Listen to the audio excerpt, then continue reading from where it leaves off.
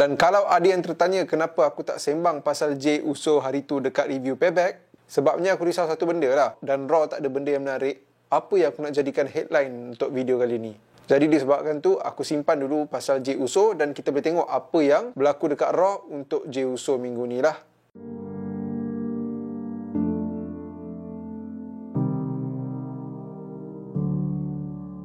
Tidak seperti WWE Payback, walaupun AEW All Out tak berapa nak penting macam AEW All In, tapi AEW All Out tetap best. Video kali ni aku nak kupas sikit pasal AEW All Out. Tak adalah terlalu detail aku punya review. Sekarang ni dah Selasa malam, pagi nanti dah NXT. Aku baru habis layan All Out. Raw pun aku belum tengok lagi.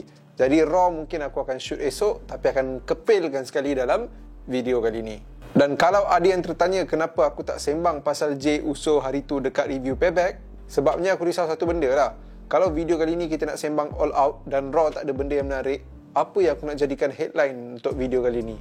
Jadi disebabkan tu, aku simpan dulu pasal Jey Uso dan kita boleh tengok apa yang berlaku dekat Raw untuk Jey Uso minggu ni lah.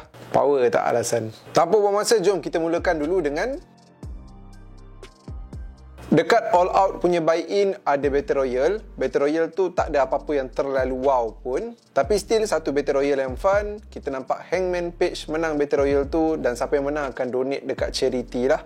Basically bagi aku ini bukan satu perlawanan yang macam penting daripada segi story ke apa, tapi at least Hangman Page menang, aku rasa keputusan yang sangat tepat. Sebab aku suka Hangman Page.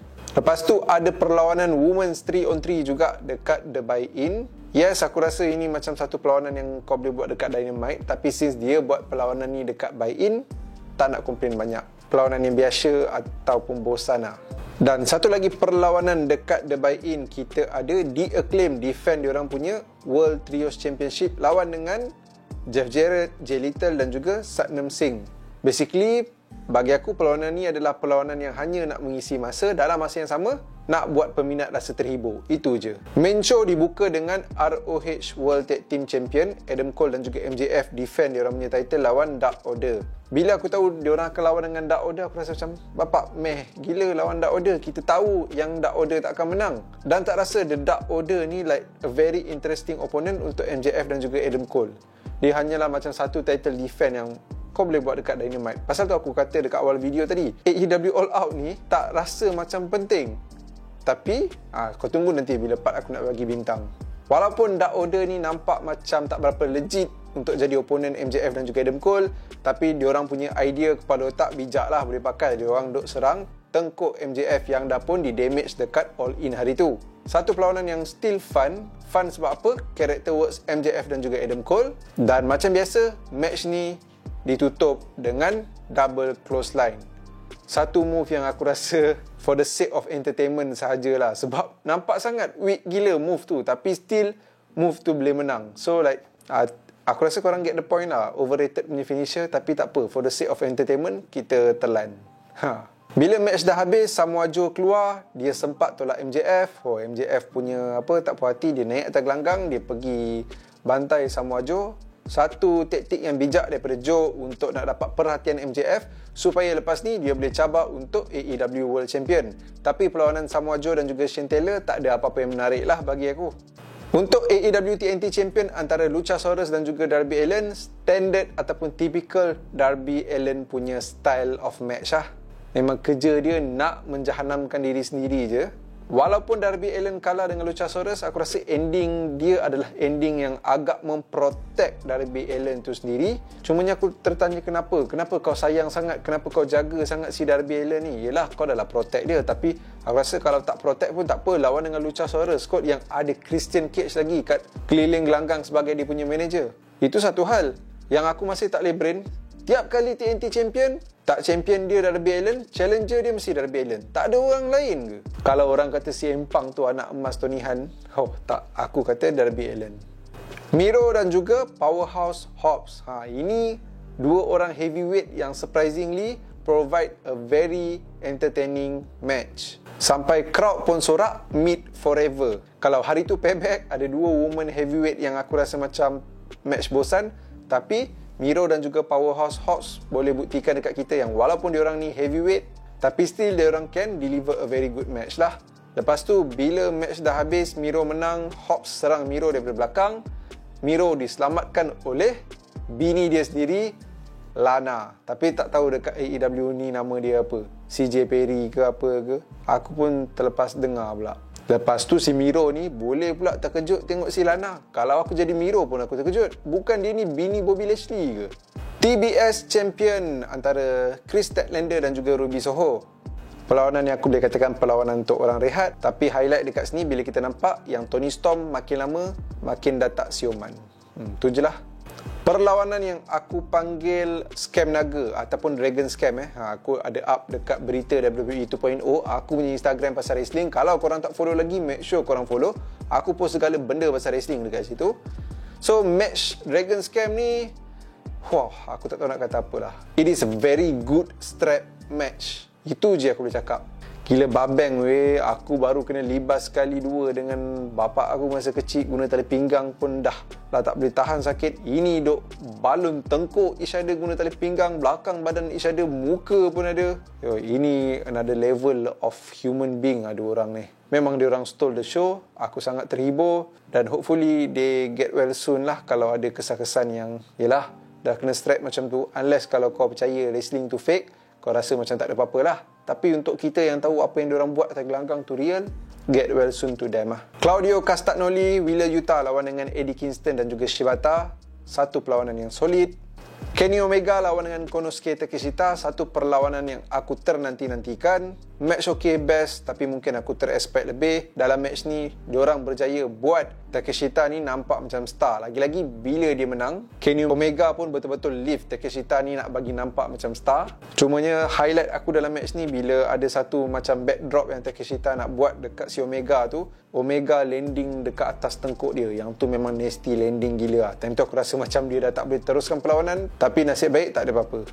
Young Bucks FTR lawan dengan Bullet Club Gold yang ada The Guns juga dalam tu. Perlawanan yang bagi aku style-style boleh buat dekat Dynamite. Tapi tak adalah nak kata match ni bosan. Cuma match ni tak penting lah. Entertaining je match ni dan aku suka gila cara Bullet Club Gold menang dalam match ni. Kreatif. Dan dekat main event kita ada AEW International Championship antara Orange Cassidy dan juga Jon Moxley. Bila dah letak match ni dekat main event, aku dah boleh rasa yang macam akhirnya kali ni mungkin Cassidy akan tewas dia punya AEW International Champion. Walaupun match ni tak disturbing macam selalu. Yelah, dia Jon Moxley kot. Selalunya disturbing. Kali ni tak disturbing tapi still brutal juga. But then aku rasa match ni lebih kepada epic. Sebab apa? Fighting spirit si Oyen ni.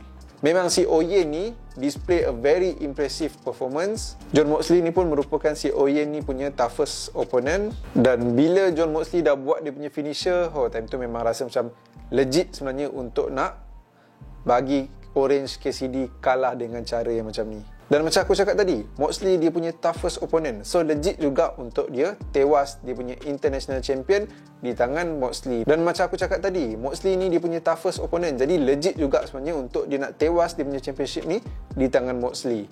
Tak apalah, member tu dah lama dah jadi AEW International Champion. Dalam masa yang sama, dia merupakan workhorse dalam AEW. Tak ramai yang nampak dia sebagai workhorse, tapi aku acknowledge dia sebagai seorang workhorse.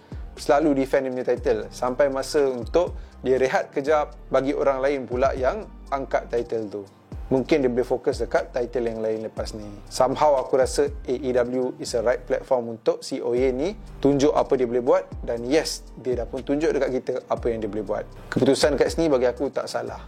A very epic match. Walaupun AEW All Out ni tak sepenting All In ataupun yelah, sebab baru je lepas All In, pasal tu All Out rasa macam tak penting. Tapi still, kalau aku kena bagi bintang untuk AEW All Out, aku akan bagi 8 bintang daripada 10 bintang. Tak penting pun shock. Match of the night untuk aku ada 2. Strap match antara Bryan Danielson, Ricky Starks dan juga AEW International Champion antara Orange Cassidy dan juga Jon Moxley. Performer of the night, si Oyen. Dan moment of the night bila Lana buat dia punya debut dekat AEW. So untuk Raw, aku akan shoot esok. Tapi korang tunggu dalam 5 saat je.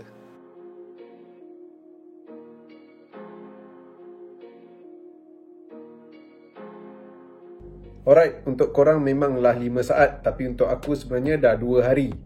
Kira dah dekat 48 jam daripada apa yang korang tengok tadi. Aku baru je habis layan Raw dan juga NXT. AEW Dynamite pagi tadi pun aku dah tak larat dah ni nak layan. Aku fikir lepas shoot video ni tidur, Dynamite tengok esok. Kalau perlu cover, mungkin cover dengan SmackDown minggu depan ke, dengan Raw minggu depan ke. Tengoklah macam mana.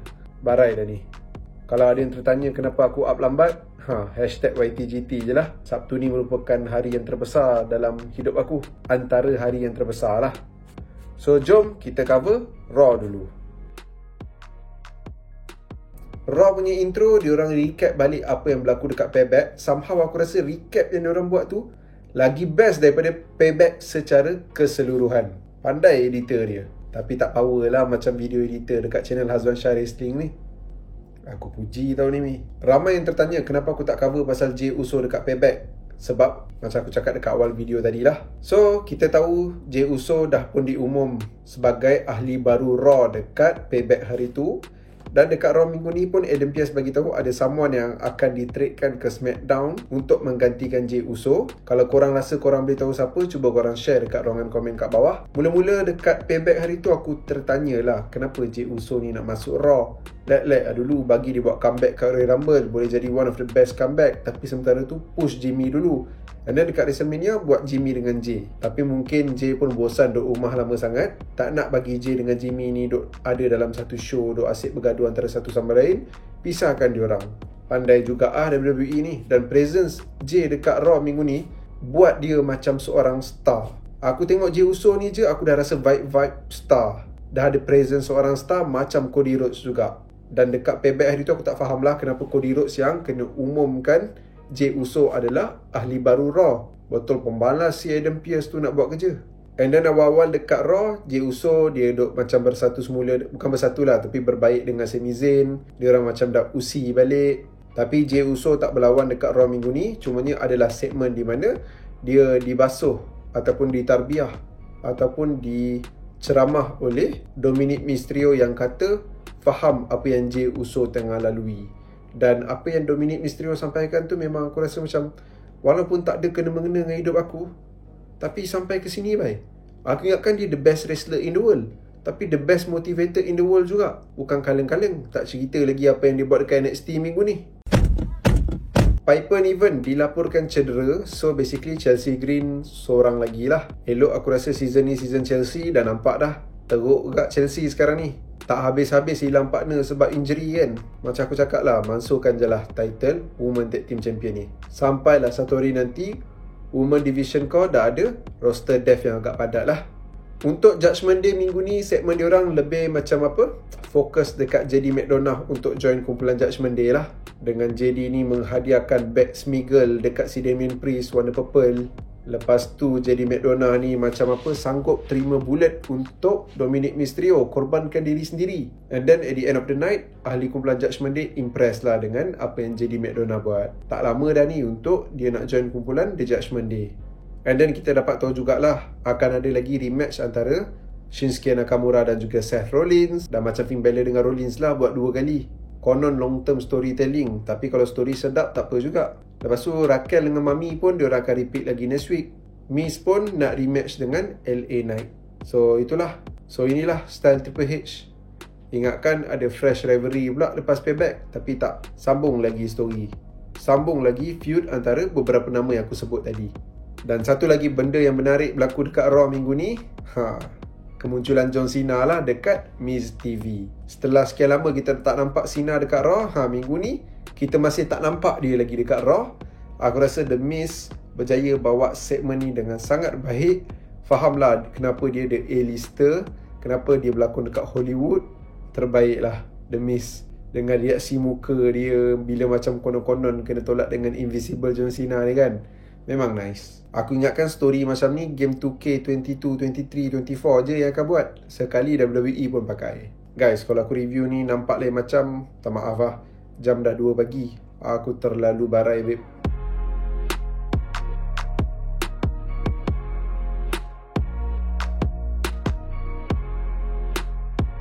Untuk NXT macam banyak sikit pula nak cakap minggu ni, tapi aku lajukan je lah. Minggu depan kita akan tengok Becky Lynch lawan dengan Tiffany Stratton untuk NXT Women Champion. Aku tak tahu macam mana lah diorang nak book untuk buat Becky kalah. Takkanlah Becky nak kalah clean dengan Tiffany Stratton. Kalau tak clean, siapa yang akan datang untuk kacau Becky. Ataupun sebenarnya memang plan diorang untuk bagi Becky menang jadi NXT Women Champion. Kena tunggu dan lihat lah.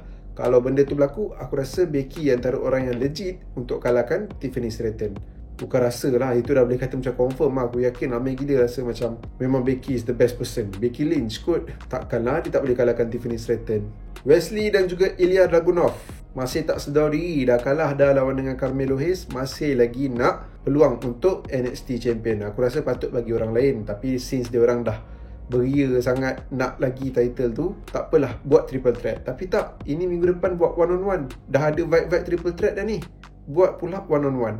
Confirm lah minggu depan ada orang kacau. Lepas tu match tu sendiri akan jadi triple threat. Sebab kalau tak jadi triple threat, aku sendiri akan rasa pelik. Kenapa tak buat triple threat? Kenapa nak pilih Wesley over Ilya? Kenapa nak pilih Ilya over Wesley? Buat je lah triple threat terus. Apa susah? Tapi kita layankan je lah story yang macam mana NXT nak bawa. Dabba Kato beria duk bantai orang apa semua, Lala kalah juga. Antara orang yang berbadan besar yang aku rasa hanya akan digunakan untuk menaikkan nama orang lain, baik jadi Komander Aziz je. Kan sedap sikit nama Aziz. Baron Corbin dekat NXT minggu ni pakai topi. Weh, handsome mat. Dominic Mysterio jadi pengadil, jadi referee. Auto the best referee in the world dah sekarang ni. Apa-apa yang dia buat terus jadi the best in the world. Tak kisahlah wrestler ke, motivator ke, referee ke. Tapi serious talk lah kan, aku rasa Dominic Mysterio sebagai pengadil dekat NXT minggu ni macam missing opportunity lah. Aku rasa dia boleh buat lebih daripada apa yang dia buat, which is dia macam tak buat apa-apa pun sebagai seorang referee. At least kacau lah lebih sikit, cari pasal lebih sikit, duk acah-acah palatau rule sebagai seorang referee ke. Ini tak, macam referee biasa, macam tak ada function. Baik, tak payah. Baik dia datang kacau kemudian je. Sayang lah, missing opportunity lah aku rasa kat situ. Lagi-lagi karakter dia sekarang tengah over as a heel dengan crowd. Kau terlepas peluang lah untuk buat something entertaining. Aku suka transformation yang berlaku dekat Tia Hill. Aku tak adalah suka yang dia akan jadi macam ni terus. Tapi aku rasa macam story ni nice. Tapi better at the end dia patah balik kepada karakter yang asal. Kita nampak juga tag team division dekat NXT bukan main rancak lagi. Bilalah main roster nak rasa macam tu. Dan dekat main event, Bron Breakker lagi sekali menjustifikasikan kenapa aku rasa aku sangat annoyed dengan dia. Walaupun aku puas hati tengok dia kena hempas kat table, tapi aku tak puas hati gila dia menang. Aku rasa Von Wagner patut menang match ni. Aku tak tahulah, ini memang bias lah. Aku tak suka betul Bron Breakker tu. Aku tak tahu kenapa. As a face, memang aku tak suka. Aku rasa dia watak baik yang agak menjengkelkan. Kalau watak jahat aku sangat tak suka, maksudnya dia berjaya lah kot buat watak jahat. Entahlah, tapi dia buat aku rasa annoyed lah. And then at the end dekat NXT, habis macam tu je gelap.